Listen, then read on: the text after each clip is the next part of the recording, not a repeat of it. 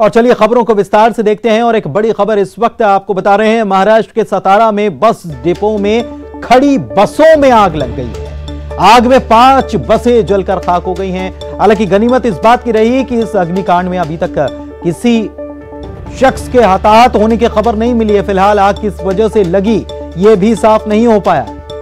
आग इतनी तेजी से फैलती चली गई कि अपने आसपास की बसों को भी इसने चपेट में ले लिया। आग लगने के बाद आसमान में धुएं का काला गुबार भी नजर आने लगा था।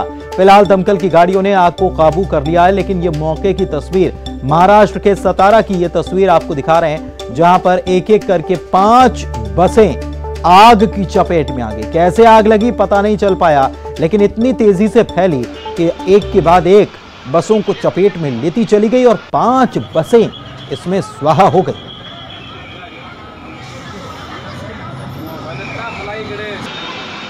हालांकि गनीमत इस बात की रही कि जब यह अग्निकांड हुआ तब यहां कोई इस बस में कोई सवार नहीं था, क्योंकि ये बस डिपो में बसें खड़ी हुई थी और इसी दौरान ये आग लगने की वजह से जल गई और इसमें किसी के भी हताहत होने की खबर इस वक्त तक नहीं है।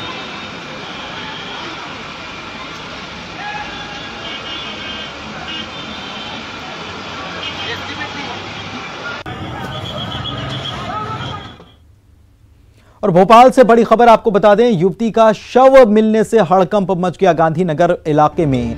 यहां एक युवती का शव मिला है और लड़की की उम्र 20 साल के करीब बताई जा रही है। हत्या की आशंका इसके पीछे जताई गई है। युवती की पहचान भी अभी तक नहीं हो पाई है। पुलिस इस पूरे मामले की छानबीन में जुटी हुई है। हालांकि अब जो लोग लापता हैं उनके लिस्ट रिकॉर्ड निकाले जाएंगे और तब जाकर पता चल पाएगा, लेकिन ये युवती की पहचान अभी तक नहीं हो पाई। गांधीनगर इलाके में ये शव मिला है और उसके बाद हड़कंप मच गया। युवती का शव 20 साल करीब उम्र नजर आ रही है और हत्या की आशंका जताई गई है। युवती की पहचान नहीं हो पाई है, पुलिस जांच कर रही है।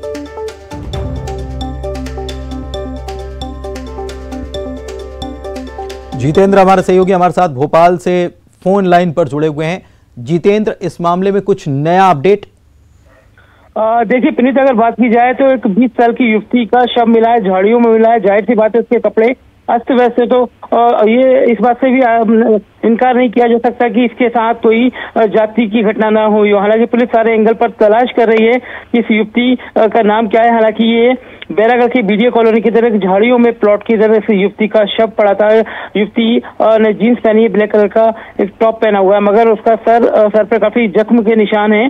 पुलिस ने इस पर 10,000 रुपए का इनाम भी घोषित कर दिया है कि आरोपियों का सुराग देने वाले लोगों को 10,000 रुपए का इनाम दिया जाएगा। डीआईजी इरशाद अली इस पर नजर रखे हुए हैं और आसपास सीसीटीवी कैमरे तलाशे जा रहे हैं, जिससे ये पता लगाया जा सके युवती किसके साथ वहां से उस जगह से निकली थी। जी पुनीत, बहुत बहुत शुक्रिया जितेंद्र आपका इस जानकारी के लिए। तो आसपास के सीसीटीवी को खंगालने का काम पुलिस ने शुरू कर दिया है। इसके अलावा इस मामले में कोई जानकारी हो और पुलिस तक पहुंचाना चाहते हैं तो पुलिस ने जानकारी देने वाले को 10,000 रुपए का इनाम देने का भी ऐलान किया है, क्योंकि ये युवती की लाश मिली और छानबीन इस पूरे मामले में की जा रही है। बड़वानी से खबर आपको दिखा रहे हैं। टावर पर एक युवक चढ़ गया था। नशे की हालत में ये टावर पर ये युवक चढ़ाया था और घंटों ये हंगामा करता रहा। हाई वोल्टेज ड्रामा काफी देर तक चलता रहा। काफी मशक्कत करनी पड़ी इसे नीचे उतारने के लिए और फिर आखिरकार इसे नीचे उतार ही लिया गया। पुलिस ने इसे नीचे उतारा, लेकिन जब तक ये टावर पर रहा तो लोग तब तक हैरान परेशान भी रहे, परिवार के लोग भी परेशान रहे और ये नशे की हालत में था, चढ़ गया था ऊपर। बड़ी मुश्किल से इसे नीचे उतारा गया। काफी घंटे लग गए इस शख्स को नीचे उतारने।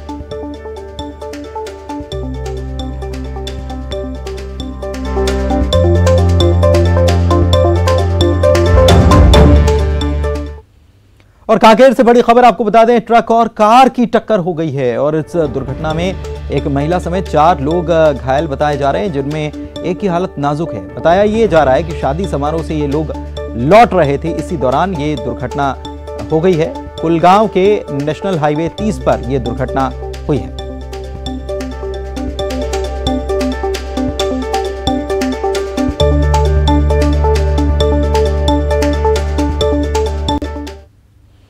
प्रधानमंत्री नरेंद्र मोदी ने एक बार फिर से कृषि कानूनों को लेकर किसानों को समझाने की कोशिश की।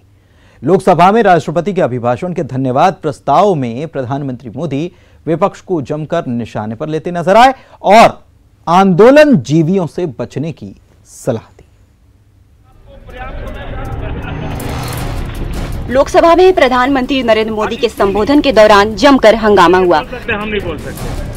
राष्ट्रपति के अभिभाषण के धन्यवाद प्रस्ताव पर जवाब के दौरान पीएम मोदी ने चुन चुन के मुद्दे उठाए और चुन चुन के विपक्ष को निशाने पर लिया। छठी बार हंगामे पर पीएम मोदी तल्ख हो गए और बोले कि ये ज्यादा हो रहा है। अब ज्यादा हो रहा है, अजय रंजन जी प्लीज, अब ज्यादा हो रहा है, अब ज्यादा हो रहा है। मैं आपका रिस्पेक्ट करने वाला इंसान।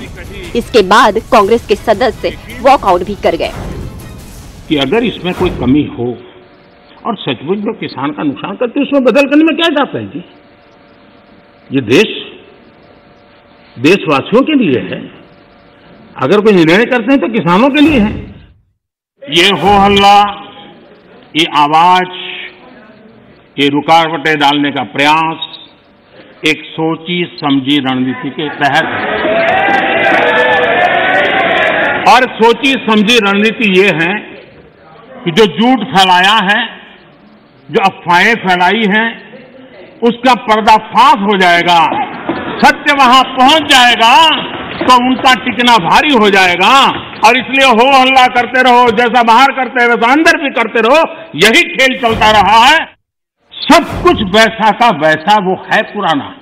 क्या हुआ है, एक अतिरिक्त विकल्प व्यवस्था मिली है, वो भी क्या कंपलसरी है। किसी कानून का विरोध तो तब मायना रखता है कि जब वो कंपलसरी हो, ये तो ऑप्शनल है। आपको मर्जी पड़े यहां जाना है जाइए, आपको मर्जी पड़े वहां नहीं जाना है वहां जाइए, जहां ज्यादा फायदा हो वहां किसान चला जाए, ये व्यवस्था की गई है। पार्टी का राज्यसभा का सबका एक तरफ चलता है और पार्टी का लोकसभा का सबका दूसरी तरफ चलता है। ऐसी डिवाइडेड पार्टी, ऐसी कंफ्यूज पार्टी न खुद का भला कर सकती है, न देश की समस्याओं के समाधान के लिए कुछ सोच सकती है। इससे बड़ा दुर्भाग्य क्या हो सकता है। हम प्रोग्रेसिव पॉलिटिक्स में विश्वास करते हैं, हम रिग्रेसिव पॉलिटिक्स में जाना नहीं चाहते हैं। और इसलिए, और भोजपुरी में तो एक कहावत है, कुछ लोग ऐसे हैं, भोजपुरी में कहावत है, ना खेलब ना खेल देव, खेलबे बिगाड़ब। न खेलूंगा न खेलने दूंगा, मैं खेल को बिगाड़ के रखूंगा। मांगा था क्या हम सामंतशाही हैं क्या कि देश की जनता याचक की तरह हमसे मांगे, उनको मांगने के लिए मजबूर करें। ये मांगने के लिए मजबूर करने वाली सोच लोकतंत्र की सोच नहीं हो सकती। मान्य सरकारें संवेदनशील होनी चाहिए। लोकतांत्रिक तरीके से जनता की भलाई के लिए सरकार ने जिम्मेवारियां लेकर के आगे आना चाहिए। नक्सलवादी लोग जेल में हैं, जो नक्सलवादी जेल में हैं, उनकी फोटो लेकर के उनकी मुक्ति की मांग करना, ये किसानों के आंदोलन को अपवित्र करने का प्रयास है कि नहीं। पंजाब की धरती पर सैकड़ों की तादाद के अंदर जब टेलीकॉम के टावर तोड़ दिए जाएं, क्या वो किसान की मांग से सुसंगत है क्या? किसान के पवित्र आंदोलन को बर्बाद करने का काम आंदोलनकारी ने नहीं, आंदोलन जीवियों ने किया हुआ है। और इसलिए देश को आंदोलनकारी और आंदोलन जीवियों के बीच फर्क करना बहुत जरूरी है। हम अपने आप को कोसते रह करके कहें दुनिया हमें स्वीकार करे, ये कभी संभव नहीं होता है। हम घर में बैठकर अपनी कमियों के साथ जूझेंगे, कमियों को ठीक करने का प्रयास करेंगे, लेकिन विश्वास के साथ विश्व के सामने जाने का तजुर्बा भी रखेंगे, तब जाकर के दुनिया हमें स्वीकार करे। लेकिन वो ज्यादातर प्रधानमंत्री और उनके साथी बंगाल में यात्रा क्यों कर रहे हैं, कैसे कर रहे हैं, कहां जा रहे हैं, उसी में लगे रहे। देखिए मैं कितनी सेवा करता हूं आपकी, आपको जहां रजिस्टर करवाना था हो गया। धन्यवाद। प्रस्ताव ब्यूरो रिपोर्ट, न्यूज 18 नेटवर्क। अनेक माननीय सदस्यों ने और कृषि कानूनों के मसले पर सड़क से लेकर संसद तक संग्राम जारी है। इस बीच यूपी के सहारनपुर में किसानों की महापंचायत हुई, जिसमें कांग्रेस महासचिव प्रियंका गांधी वाड्रा शामिल हुई। इस मौके पर प्रियंका ने मोदी सरकार पर हमला बोला और कहा कि कांग्रेस किसानों के साथ है। जब कांग्रेस की सरकार आएगी ये सभी बिल वापस होंगे और आपको समर्थन मूल्य का पूरा दाम भी मिलेगा।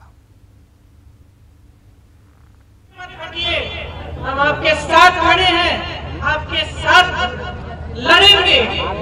जब तक ये कानून रद्द नहीं होंगे तब तक हम पीछे रहेंगे। कांग्रेस की सरकार आएगी तो ये कानून रद्द किए जाएंगे। आपको न्यूनतम समर्थन मूल्य मिलेगा, आपकी मदद के लिए कानून बनेंगे, आपको पीसने के लिए नहीं बनेंगे। ब्रेक के बाद आपका स्वागत है। कृषि कानूनों के खिलाफ किसानों को भड़काने का काम कर रहे आंदोलनकारियों को सद्बुद्धि देने के लिए कृषि मंत्री नर्मदा परिक्रमा यात्रा पर निकले हुए हैं। अपने गैर सरकारी प्रवास के दौरान जबलपुर पहुंचे कृषि मंत्री मां नर्मदा के तट ग्वारी घाट पहुंचे। उन्होंने पूजन पाठ कर सामाजिक जागरूकता के काम की शुरुआत की। न्यूज़ 18 से बातचीत करते हुए उन्होंने कहा कि प्रधानमंत्री ने देश के गांव और किसान की चिंता की है। कमल जी, आप इस वक्त नर्मदा तट गौरी घाट के नजदीक मौजूद हैं और इस बार नर्मदा परिक्रमा आप कर रहे हैं, क्या प्रायोजन है? देखिए, मां नर्मदा जीवनदायिनी है, हमारी प्रातः स्मरणीय है, पुण्यदायिनी है, संकट हरणी है और सुख समृद्धि करनी है। और इसलिए प्रधानमंत्री नरेंद्र मोदी जी ने आत्मनिर्भर भारत का संकल्प लिया है कि हमारी सरकार देश को आत्मनिर्भर बनाएगी। देश आत्मनिर्भर कब होगा? जब गांव आत्मनिर्भर होंगे। और गांव आत्मनिर्भर कब होंगे? जब किसान आत्मनिर्भर होगा, मजदूर आत्मनिर्भर होगा। और उसके लिए उन्होंने 4 योजनाएं लेकर आए। पहली योजना है प्रधानमंत्री स्वामित्व योजना। ये योजना गांव के विकास के द्वार खोलेगी, तकदीर और तस्वीर बदलेगी, दशा और दिशा बदलेगी। उदाहरण के लिए गांव और शहर मिलकर देश बना है। गांधी जी कहते थे असली भारत गांव में बसता, गांव के विकास से देश का विकास होगा। गांधी जी नहीं, सारे राष्ट्र के नेता जितने भी रहे महान। लेकिन दुर्भाग्य से देश के आजादी के बाद 73 साल हो गए, लेकिन गांव को आर्थिक रूप से गुलाम बना के रखा। गांव और शहर के लिए नियम अलग अलग, जबकि देश एक, कानून सबके लिए बराबर है। ग्वालियर में अब संतों ने राज्य सरकार से किसान का दर्जा देने की मांग कर डाली है। पुजारियों ने खुद को प्रधानमंत्री किसान सम्मान निधि के दायरे में लाने की मांग की है। ग्वालियर में महामंडलेश्वर रामदास महाराज की अगुवाई में अखिल भारतीय संत समिति की बैठक हुई, जिसमें प्रदेश भर से संत शामिल हुए। बैठक के बाद पुजारियों को प्रधानमंत्री किसान सम्मान निधि के दायरे में लाने की मांग की गई। इसके साथ ही मंदिरों की जमीन की फसलों के लिए प्राकृतिक आपदा का मुआवजा देने की भी मांग की गई। इसके अलावा सरकारी जमीन पर बने 20 साल पुराने मंदिरों को भी मालिकाना हक दिए जाने की मांग की गई। 5 बिंदुओं का प्रस्ताव पारित हुआ, जिसको लेकर सरकार को अब मांग पत्र सौंपा जाएगा।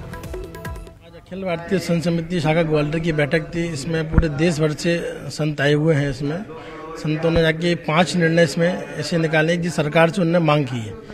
एक पैसिव में इसमें एक निर्णय ऐसा लिया है इसमें कि मठ मंदिरों की जगहों पे जो भूमाफिया ने कब्जा किया है वो सरकार अपने नेतृत्व में लेके उन सबको हटाया जाए। मंदिर मठों के पुजारियों को किसानों को दर्जा देके जगह उनको वापस दी जाए।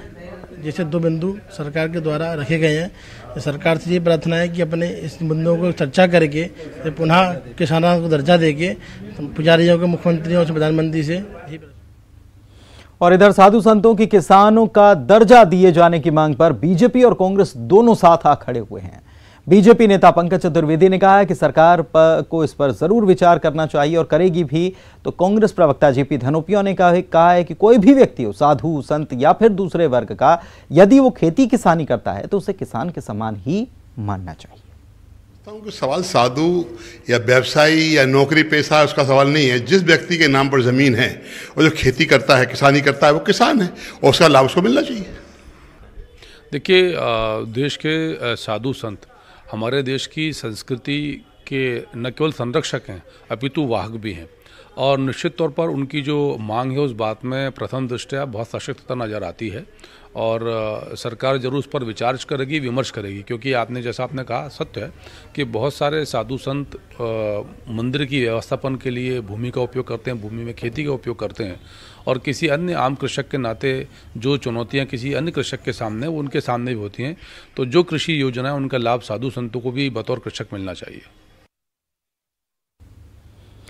आंदोलन जीवी पर सियासत तेज हो गई है। दिग्विजय सिंह ने इसको लेकर ट्वीट कर निशाना साधा है। दिग्विजय सिंह ने लिखा कि जब भगत सिंह जैसे युवा फांसी चढ़ रहे थे तब आरएसएस के गुरु गोलवलकर ने भी अपने स्वयं सेवकों से कहा था कि आंदोलन जीवी पागलों की टोली से दूर रहें। आंदोलन जीवियों ने भी फिर भी देश को आजाद कर लिया। वहीं दिग्विजय सिंह के ट्वीट पर गृह मंत्री नरोत्तम मिश्रा और साथ ही मंत्री विश्वास सारंग ने पलटवार किया। क्या कहा, सुनवाते हैं। तब ये कहाँ थे, या जिनके बारे में ये कह रहे हैं वो कहाँ थे? ये बहुत बार पूछते हैं कि तब भाजपा के लोग कहाँ थे, तब जो वर्तमान में कांग्रेस के हैं ये कहाँ थे? काल्पनिक बातों पर जानबूझ के इस तरह का वो ट्वीट करते हैं जिससे आप उन्हें न्यूज में स्थान दे देते हैं। बाकी अब कांग्रेस कोई जन आंदोलन तो कर नहीं सकती। वो और उनके राष्ट्रीय नेता ट्विटर, पेपर और टीवी तक ही सीमित हैं। वो ट्विटर तक है, आप उन्हें टीवी और पेपर तक रखे हुए हैं, अन्यथा जनाधार तो सभी खो चुके हैं। देखिए, दिग्विजय सिंह जी हर समय उछल कूद करके इस देश का माहौल बिगाड़ने की कोशिश करते हैं। अब उन्हें यह लग रहा है कि किसी तरह कांग्रेस में स्थापित हो जाए, क्योंकि वो भूली बिसरी कहानी बनते जा रहे हैं। इसलिए सोनिया गांधी को, राहुल गांधी को और 10 जनपद को खुश करने के लिए वो इस तरह की अनर्गल बातें कर रहे हैं। उनका ये बयान शर्मनाक भी है और तथ्यों से बहुत परे है। और इसी के साथ खबर असरदार के इस बुलेटिन में फिलहाल इतना ही। नमस्कार।